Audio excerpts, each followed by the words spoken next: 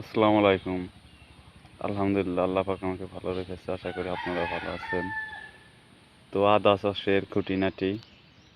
তো এই বছর আমাকে সরকারি একটা প্রজেক্ট থেকে আদা চাষের জন্য আদার বীজ, বস্তা এবং সার, জৈব সার দেওয়া হয়েছিল।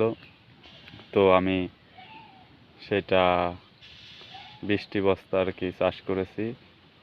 তো আলহামদুলিল্লাহ ভালোই হয়েছে আদাগুলো।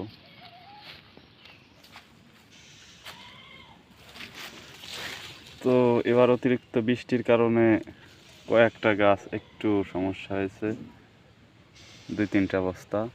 তাছাড়া এগুলো ভালোই হয়েছে আলহামদুলিল্লাহ। তো এটা আমাদের বাড়ির সামনেই,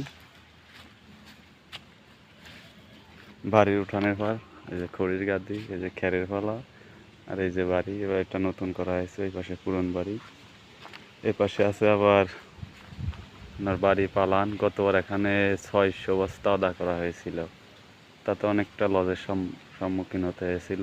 আদাটার দাম অনেকটা কমে গিয়েছিল। তো এবার লস খাওয়ার পরে আর বেশি আকারে করিনি, সরকার থেকে যা দিয়েছে তাই করছি। কারণ 300 টাকা 400 টাকার কেজির আদা হয়ে গেলে 100 টাকা কেজি, তখন তো লসের সম্ভাবনা হবেই। তো সবাই ভালো থাকবেন। আসসালামু আলাইকুম।